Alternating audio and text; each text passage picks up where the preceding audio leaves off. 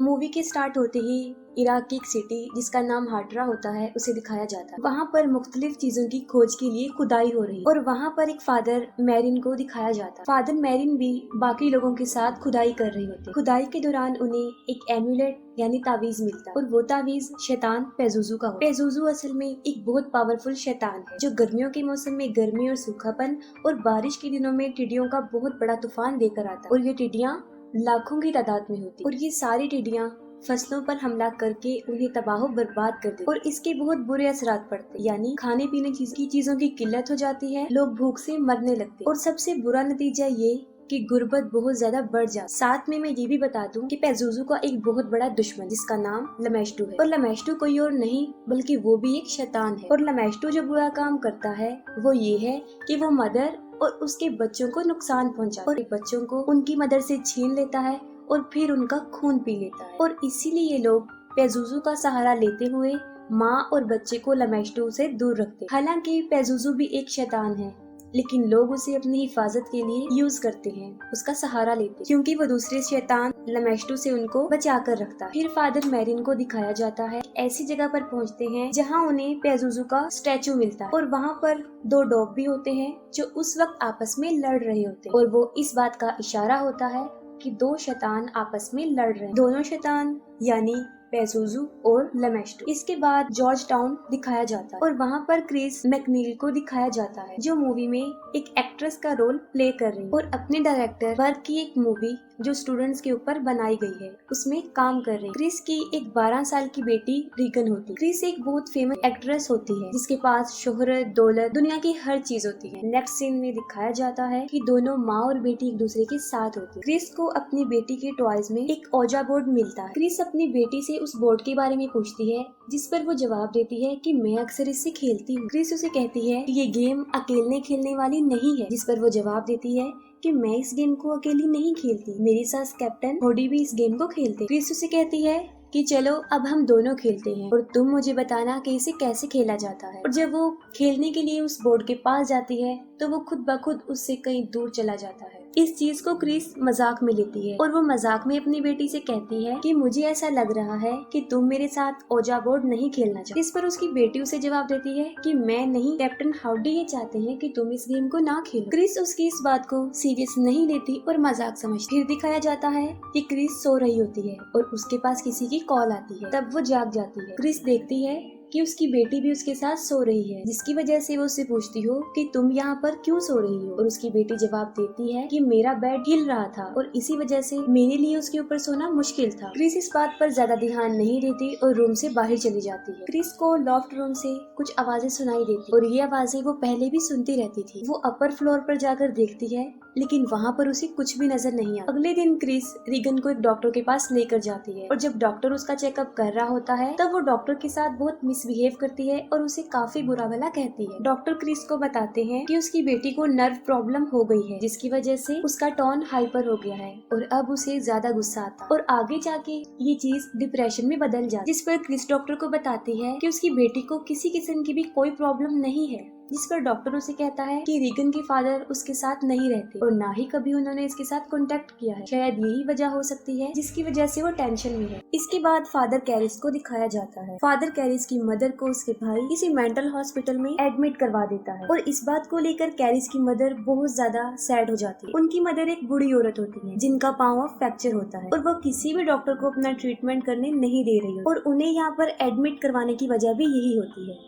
Father कैरिस ये चाहते थे कि अपनी मदर को इस हॉस्पिटल से निकाल के वो किसी अच्छी हॉस्पिटल से उनका ट्रीटमेंट करवाए, लेकिन वो ये अफोर्ड नहीं कर सकते। फिर उनकी मदर की डेथ हो जाती और वो बहुत ज्यादा सैड हो जाती। क्रिस अपने घर में एक पार्टी रखती है और पार्टी के दौरान उसकी बेटी वहाँ पर आ जाती है। वहाँ पर मौजूद वो एक गेस्ट से कहती है कि उसकी डेथ इसी घर के ऊपर वाले फ्लोर में हो और इसी दौरान वो वहीं खड़ी खड़ी यूरिन कर देती है। वो सब कुछ देखकर लोग शॉक्ड हो जाते हैं। क्रिस रीगन को नहलाकर उसे उसके बेड पर लिटाकर जैसे ही वापस आती है उसके जाते ही उसका बेड तेजी से हिलना शुरू कर देता है, जिस पर रीगन काफी चिल्लाना शुरू कर देती है। क्रिस भी ये सब कुछ देख रही होती है, लेकिन उसे कुछ समझ नहीं आ रही होती कि आखिर ये क्या हो रहा है। क्रिस उसे दोबारा से डॉक्टर के पास लेकर जाती है और डॉक्टर फिर उसके ऊपर बहुत सारे टेस्ट करते हैं और उसे बहुत सारी तकलीफों का सामना भी करना पड़ता है, लेकिन उसके सारे टेस्ट बिल्कुल नॉर्मल होते हैं कि वो बिल्कुल ठीक है, उसे कोई बीमारी नहीं। दिन ब दिन रीगन की तकलीफ में इजाफा हो रहा था और अब तो कोई उसे उठाकर हवा में उछालकर बेड पे फेंक देता था और उस वक्त रीगन सिर्फ यही चिल्ला रही होती है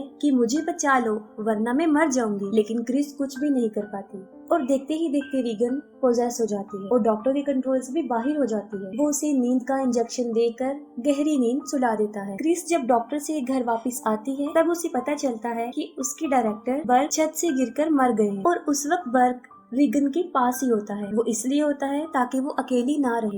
रीगन बिल्कुल उल्टी होकर सीढ़ियों से नीचे उतर रही होती है, जो कि बहुत अजीब तरीके से, और इसी दौरान उसके मुंह से ब्लड भी आ रहा होता है और क्रिस उसे देखकर घबरा जाती है। अब डॉक्टर और साइकाइट्रिस्ट को कुछ भी समझ नहीं आ रही होती कि आखिर उसे हुआ क्या है, क्योंकि उसके ऊपर वो पहले ही बहुत सारे टेस्ट कर चुके। और अजीब बात तो ये है कि उसके टेस्ट में भी कोई बीमारी नहीं आई, सारे टेस्ट बिल्कुल नॉर्मल। इसलिए सब मिलकर क्रिस को मशवरा देते हैं कि वो जादू तोड़ने वाले के पास जाए और रीगन का एग्जॉर्सिज्म करवाए। आगे हमें दिखाया जाता है कि क्रिस से मिलने विलियम आते हैं, जो बर्क का केस हैंडल कर रहे हैं। वो क्रिस से उस रात के बारे में पूछते हैं और साथ में ये भी बताते हैं कि बर्क की डेथ में बहुत सारी अजीब चीजें भी हुई थी और वो बिल्कुल सही बताते हैं कि उसकी गर्दन पीछे की तरफ टर्न हो गई थी और इस बात का सिंबल था कि उसे किसी शैतान ने ही मारा है। कौंसिल विलियम के वहाँ से जाने के बाद रीगन के रूम से बहुत ज्यादा चिल्लाने की आवाजें आ रही होती। क्रिस जब उसके रूम में जाकर देखती है तो वो देखकर काफी हैरान हो जाती है कि उसकी बेटी ने खुद को बहुत ज्यादा जख्मी कर लिया है और वो मुसलसल खुद को जख्मी किए जा रही है। और जैसे ही क्रिस उसे रोकने के लिए आगे बढ़ती है वो क्रिस पर भी हमला कर देती है। इतनी ही देर में उनके सर्वेंट्स भी वहाँ पर पहुँच जाते हैं और दरवाजा खुद ब खुद बंद हो जाता है। वहाँ पर रखा हुआ एक सोफा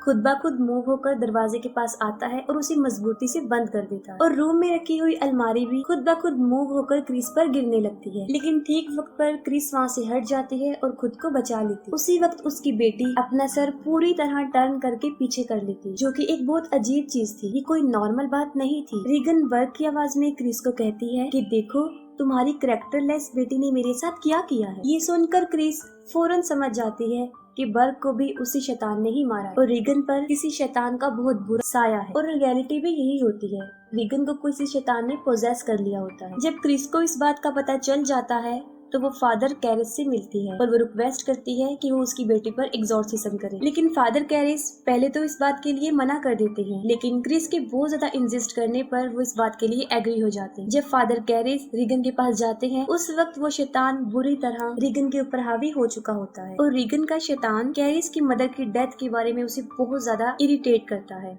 वो सोचता है कि रीगन को मेरी मदर की डेथ के बारे में कुछ भी नहीं पता था और उसने बिल्कुल सही बताया है, तो उसे इस बात का यकीन हो जाता है कि क्रिस बिल्कुल ठीक कह रही है। लेकिन यहाँ पर मसला ये था कि एग्जॉर्सिज्म के लिए चर्च से परमिशन लेना पड़ती है, जिसके लिए चर्च को ये प्रूफ देना होता है कि जिसके ऊपर एग्जॉर्सिज्म करने वाले हैं उसके ऊपर वाकई किसी शैतान का साया है। रीगन की बॉडी पर ये भी लिखा होता है हेल्प। रीगन की कुछ बातों का कैप्चर होना और क्रिस का फादर कैरिस को ये बताना कि बर्क की डेथ भी ऐसे ही हुई है, ये जानते ही फादर कैरिस को इस बात पर मुकम्मल यकीन आ जाता है कि वाकई रीगन को किसी शैतान ने पोजेस कर लिया है। फादर कैरिस रीगन की रिकॉर्ड की हुई आवाज को सुनते हैं और उस रिकॉर्डिंग में वो फादर मैरिन का भी नाम ले रही होती है। दूसरी तरफ फादर कैरिस चर्च से एग्जॉर्सिज्म करने की परमिशन तो ले लेते हैं, लेकिन चर्च उनके साथ किसी एक्सपीरियंस फादर यानी जिन्होंने पहले भी एग्जॉर्सिज्म कर लिया है उन्हें साथ भेजने का डिसीजन लेते हैं और यहाँ पर चर्च फादर कैरिस के साथ फादर मैरिन को ही भेजते हैं। फादर मैरिन जब उन लोगों के घर पर जाते हैं तब उन्हें रीगन की चीखने की बहुत भयानक आवाजें आती। फादर मैरिन फादर कैरिस को कहते हैं कि उन्हें फौरन ही एग्जॉर्सिज्म स्टार्ट कर देना चाहिए और फिर उनका एग्जॉर्सिज्म स्टार्ट हो जाता है। जैसे जैसे एग्जॉर्सिज्म के प्रोसेस को आगे बढ़ाया जाता है रीगन बुरी तरह चिल्लाना शुरू कर देती है। वो चीखते हुए फादर कैरिस और अपनी मदर क्रिस को बुरी तरह अब्यूज करती है और इसके साथ ही उसका बेड बुरी तरह मूव करना शुरू कर देता है और उनकी नजरों के सामने ही खुद ब खुद बेड उठकर हवा में चला जाता है, लेकिन वो एग्जॉर्सिज्म को नहीं रोकते, वो कंटिन्यू ही रखते हैं और उसका बेड भी नीचे आ जाता है। अब वो शैतान अपनी शैतानी ताकत से चीजों को इधर उधर फेंकता है। फादर मैरिन को भी अब्यूज किया जाता है और रीगन के हाथ की सारी पट्टियां खुल खुल जाता और रीगन हवा में उड़ जाती। दोनों फादर बड़ी मुश्किल से उसके ऊपर अपना कंट्रोल करके उसे नॉर्मल करते और इसी दौरान फादर मैरिन को शैतान पेजुजू का साया नजर आता है। और यहाँ पर फादर कैरिस शैतान की बातों से बहुत दुखी होते क्योंकि वो उनकी मदर की डेथ का रिस्पॉन्सिबल उसे ही समझ रहे थे। इसके बाद फादर कैरिस एग्जॉर्सिज्म स्टार्ट करते हैं और जैसे ही वो शैतान के पास जाते हैं वो उन्हीं की मदर की वॉइस में बोलता है और वो एक बार फिर ये ब्लेम करता है कि उनकी मदर को उन्होंने ही मारा है। और उसी दौरान फादर कैरिस अपने आप पर कंट्रोल नहीं कर पाते। फादर मैरिन उन्हें कहते हैं कि वो यहाँ से फिलहाल बाहर चले जाएं और फादर मैरिन अकेले ही एग्जॉर्सिज्म पूरा कर। कुछ टाइम गुजर जाने के बाद फादर कैरिस दोबारा रीगन के रूम में आते हैं। तब वो देखकर हैरान हो जाते हैं कि उस शैतान ने फादर मैरिन को भी मार डाला। ये देखकर फादर कैरिस को बहुत गुस्सा आता है और वो शैतान को कहते हैं कि वो रीगन को छोड़कर उनकी बॉडी में आ जाए और वो शैतान ऐसा ही करता है। वो रीगन की बॉडी को छोड़कर फादर कैरिस की बॉडी में चला जाता है। तभी फादर कैरिस उस शैतान के मिशन को रोकने के लिए अपनी जिंदगी को ही सेक्रीफाइस कर देते और उस रूम की खिड़की से कूद जाते हैं। उनके नीचे गिरते ही बहुत सारे लोग वहाँ पर जमा हो जाते हैं। तभी फादर कैरिस के दोस्त भी वहाँ पर आ जाते हैं और फादर कैरिस की इस दुनिया को छोड़ जाने में उनकी हेल्प करते हैं। रीगन अब बिल्कुल नॉर्मल हालत में आ जाती और वो सब कुछ भूल चुकी होती है। उसे अपनी पुरानी कोई भी बात याद नहीं होती और कुछ दिन गुजर जाने के बाद रीगन अपनी मदर के साथ उस जगह को छोड़कर चली जाती और यहीं पर मूवी एंड हो जाती।